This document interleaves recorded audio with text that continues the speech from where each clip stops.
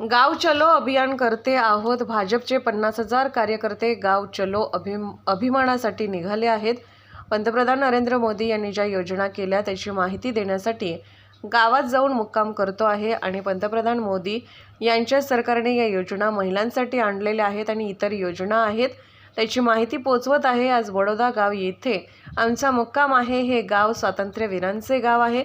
उद्धव ठाकरे हे उपमुख्यमंत्री देवेंद्र फडणवीस यांच्यावर टीका करतील एवढी त्यांची उंची नाही। ज्यावेळी त्यांनी देवेंद्र फडणवीस यांच्या पाठीत खंजीर खुपसलं तेव्हाच त्यांनी हक्क गमावला। उद्धव ठाकरे हे वैफल्यग्रस्त होऊन असे वक्तव्य करत आहेत। उपमुख्यमंत्री देवेंद्र फडणवीस हे नागपूर जिल्ह्यातील काटोल मतदारसंघामध्ये जेव्हा मुक्कामी होते त्यावेळी त्यांच्या कार्यक्रमाला लोकांची गर्दी झाली आणि फडणवीस आले तेव्हा त्यांचं स्वागत हे उभाटा गटाच्या कार्यकर्त्यांनी केलं। तेव्हा त्याला काढून टाकलं। कुणीही अशा प्रकारचे वक्तव्य करू नये।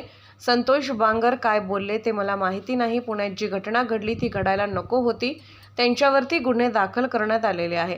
पण निखिल वागळे यांनी देखील बोलताना जरा तारतम्य बाळगावे। निखिल वागळे एकेकाळी पत्रकार होते पण आता ते यूट्यूब काढून काहीही बोलत असतात। ते एका पक्षाचे प्रवक्ते आहेत। मराठा समाजाला आरक्षण दिलं पाहिजे। कोणत्याही समाजाच्या आरक्षणाला धक्का लागणार नाही। मुख्यमंत्री हे मराठा समाजाला आरक्षण देण्याबाबत सकारात्मक आहेत। उद्धव ठाकरे हे देवेंद्र फडणवीसावर टीका करतील इतकी त्यांची उंची नाही आहे। त्यांची उंची त्यांनी तेव्हाच घालवली होती जेव्हा त्यांनी देवेंद्र फडणवीसांच्या पाठीत खंजीर खुपसला होता, भाजपाच्या पाठीत खंजीर खुपसला होता। या राज्याने असाही या ठिकाणी मुख्यमंत्री बघितला आहे ज्या मुख्यमंत्र्यांनी कधीही 14 कोटी जनतेचा विचार केला नाही। ज्या मुख्यमंत्र्यांच्या काळामध्ये त्यांचा गृहमंत्री 100 कोटी रुपयाच्या आरोपामध्ये जेलमध्ये गेला, ज्या मुख्यमंत्र्यांच्या काळामध्ये बॉम्ब अँटेलिया प्रकरण आपण बघितलं असाल, त्या ठिकाणी बॉम्बचाही एवढी मोठी घटना घडली। 1000 घटना आपल्याला सांगता येईल उद्धव ठाकरेंच्या काळात घडल्या। अनाचारी, दुराचारी, भ्रष्टाचारी उद्धव ठाकरेचं सरकार आपण बघितलं आहे। हे इतके बदमाश होते उद्धव ठाकरेच्या सरकारमधले लोक आणि स्वतः उद्धव ठाकरेही की मृताच्या टाळूवरचं लोणी खाल्लं। कोविडच्या काळामध्ये कोविडच्या बॅगमध्ये भ्रष्टाचार केला। इतके अनाचारी, दुराचारी, भ्रष्टाचारी सरकार मी कधीच बघितलं नाही। आणि त्यामुळे उद्धव ठाकरे जे टीका करताय ते वैफल्यग्रस्त झाले आहे। त्यांनाही माहीत आहे एकही खासदार निवडून येणार नाही। त्यांनाही माहीत आहे की 2, 4, 5 आमदारही दिसणार नाही विधानमंडळामध्ये। महानगरपालिका मुंबईमध्ये अस्तित्व जाणवणार नाही। आणि त्यामुळे वैफल्यग्रस्त होऊन देवेंद्र फडणवीसावर ते टीका करतात आहे। कुठं देवेंद्रजी, कुठं उद्धवजी, कशाला बरोबरी करायला निघाले आहेत?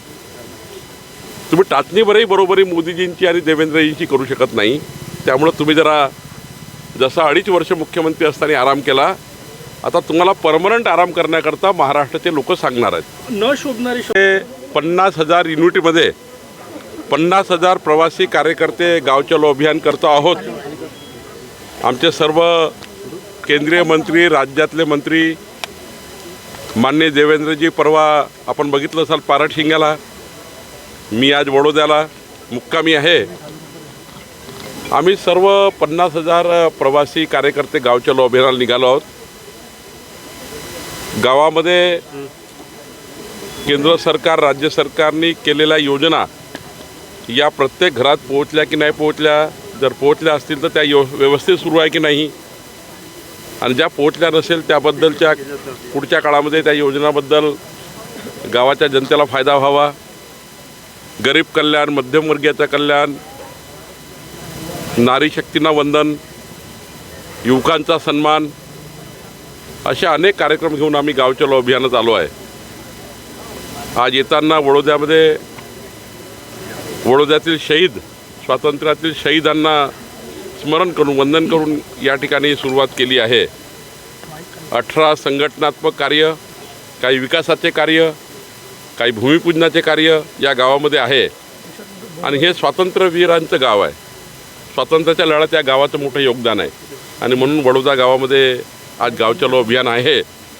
आणि 15 तारखेपर्यंत 15 फरवरीपर्यंत महाराष्ट्रातल्या संपूर्ण गावामध्ये गाव चलो अभियान पूर्ण होईल. भाऊ उद्योग पक्ष कुठलाही असो, वैफल्यग्रस्त झाल्यामुळं असे शब्द वापरण्यात येतात ज्यांना काहीच दिसत नाही, अंधारात दिसतो सर्वीकडे.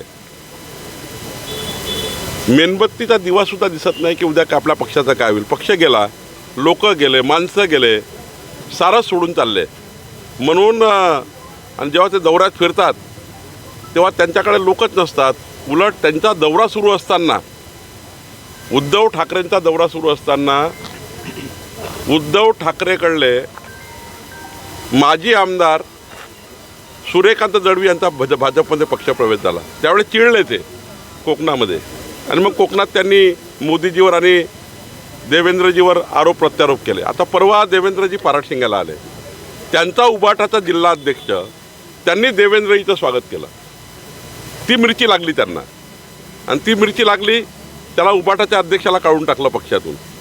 जिकडे जिकडे हे जातात तिकडं आपला त्या ठिकाणी पोभारा करून ठेवतात. आणि महाराष्ट्रात जिथे इथं उद्धव ठाकरे जातील तिथे इथे उद्धव ठाकरेकडले लोक भाजपमध्ये किंवा एकनाथ शिंदेकडे पक्षप्रवेश करतील अशी परिस्थिती आहे. इकडे काँग्रेस फुटते आहे, दुसरीकडे शरद पवार साहेबांना घरघर लागली आहे, तिसरीकडे उद्धव ठाकरे हे नाकाम झाले आहेत.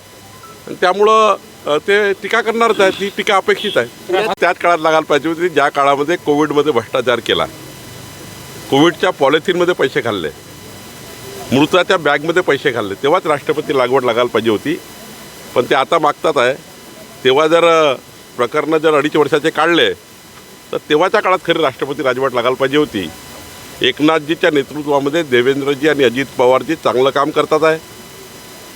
डबल इंजिन सरकार महाराष्ट्रात काम करत आहे, आणि मोठे मोठे प्रोजेक्ट आता या महाराष्ट्रात मार्गी लागत आहे. त्यामुळं धास्तावलेल्या मानसिकतेमध्ये उद्धव ठाकरे बोलत आहेत. संतोष बांगर यांनी काल नाही, कोणीही कुठल्याही राजकीय व्यक्तींनी टीका करताना किंवा बोलताना तारतम्य पाळलं पाहिजे. मला माहिती नाही संतोष बांगर काय बोलले, पण सर्वांनी संस्कृती पाळली पाहिजे. महाराष्ट्राची संस्कृती ही संताची भूमी आहे, ही राष्ट्रसंताची भूमी आहे. त्यामुळे या भूमीत योग्य पद्धतीनं शब्द वापरले पाहिजे. सरकार जे आहे ते गुंड असल्याचा शब्द वापरला कालच्या पुण्यातल्या घडामोडी. नाही, पुण्याची घटना ही दुर्भाग्यपूर्ण आहे. अशी घटना घडूच नये. त्यामध्ये योग्य कारवाई माननीय गृहमंत्र्यांनी केली आहे, गुन्हे दाखल केले आहेत. पण निखिल वागळेंनी सुद्धा ट्विट करताना बोलताना तारतम्य पाळलं पाहिजे. मोदीजीवर अडवाणीजीवर बोलताना आपली उंची तपासली पाहिजे ना. ते पत्रकार जरूर होते, पण आता एका पक्षाचे प्रवक्ते आहेत, ते राजकीय काम करायला लागले आहेत, राजकीय व्यवस्थेमध्ये आले आहेत. ते पत्रकार नाही आहे आता. एकदा कडीत काळात पत्रकार होते, आता काहीतरी वेगवेगळे चॅनल्स काढून, यूट्यूब चॅनल काढून काहीतरी करतायत. ते मला माहिती नाही फार, पण त्यांनीसुद्धा आमच्या लोकांनी चूक केली आहे, त्याच्यावर कारवाई होईल हे मान्यच आहे. पण त्यांनीसुद्धा विचार करून बोललं पाहिजे. अडवाणीजीवर मोदीजीवर विचार करताना बोलताना आपली उंची तपासली पाहिजे. काहीतरी वातावरण तयार करायचं, वातावरण खराब करण्याकरता यायचं, जाणीवपूर्वक त्या ठिकाणी आपणच स्वतः त्या ठिकाणी गावात समाजामध्ये तेढ निर्माण होईल अशी भाषणं करायचे, हे सुद्धा निखिल वागळेंनी तपासलं पाहिजे. त्यांनीसुद्धा बोलताना जरा तारतम्य ठेवून बोललं पाहिजे असं मला वाटतं. ते तारतम्य ठेवत नाही. उद्या त्या ज्या भागात जातात त्या भागामध्ये तणाव निर्माण होतो, आणि त्यामुळे लोकांचा आक्रोश आहे. पण आक्रोश या पद्धतीचा होऊ नये. कालची घटना दुर्भाग्यपूर्ण आहे, ते होऊ नये. भाजप आणि त्या कार्यकर्त्याकडनं काही चूक झाली असेल तर ते काही योग्य नाही आहे असं मला वाटतं. मध्ये आता सुरुवात केली आहे. माझे 18 संघटनात्मक कार्यक्रम आहे, विकासाचे कार्यक्रम आहे, जनसंवाद आहे, ज्या शेतकऱ्यासोबत जनसंवाद आहे, शेतकऱ्याचे प्रश्न, शेतमजुराचे प्रश्न, महिलांचे प्रश्न, युवकांचे प्रश्न. या वडोदा गावामध्ये एक मोठं गाव आहे, स्वातंत्र्य संग्राम सैनिकांचं गाव आहे, आणि या गावांची बाजारपेठ ही 40-50 गावाला जोडलेली आहे. विकासाचं मोठं केंद्र आहे. या गावामध्ये जेव्हा मी जनसंवाद करेल तेव्हा कळेल नेमकं जनतेच्या मनात काय आहे. पण मी या गावातल्या आजूबाजूच्या परिसरातल्या 100% जनतेला भेटणार आहे. आमचे 18 संघटनात्मक कार्यक्रम आहे. मला वाटतं या दौऱ्यातनं विकासाकरता काहीतरी मार्ग निघेल, आणि ज्या योजना पोहोचल्या नसतील त्या योजना पोहोचवण्याकरता आम्ही काम करू. आजपासून जरांगे पाटील पुन्हा एकदा उपोषणाला मराठा समाजाला आरक्षण देण्याकरता मुख्यमंत्री एकनाथ शिंदे यांनी छत्रपती शिवरायासमोर शपथ घेतली आहे. ते पूर्ण करतीलच, पण ओबीसी समाजाचं कुठलंही आरक्षण कमी न करता मराठा समाजाला आरक्षण दिलं पाहिजे ही स्पष्ट आणि व्यवस्थित भूमिका आम्ही मांडली आहे. मुख्यमंत्र्याकडनं अपेक्षा आहे की ते ओबीसी समाजावर अन्याय करणार नाही. मुख्यमंत्र्याकडनं अपेक्षा आहे की ते ओबीसी समाजाचं आरक्षण कमी करणार नाही. मुख्यमंत्र्याकडनं अपेक्षा आहे की ओबीसी समाजामध्ये इतर जातीचा समावेश होणार नाही. मराठा समाजाला यथोचित आणि टिकणारं व्यवस्थित आरक्षण दिलं पाहिजे, जेणेकरून मराठा समाजाची येणारी पिढी जी आहे त्या पिढीला त्याचा फायदा झाला पाहिजे. याकरता भारतीय जनता पार्टी मराठा आरक्षण देण्याकरता पूर्णपणे एकनाथ शिंदेंच्या मागे उभी आहे आणि मला विश्वास आहे की एकनाथजी व्यवस्थितपणे मराठा समाजाला आरक्षण देतील असं मला वाटतं.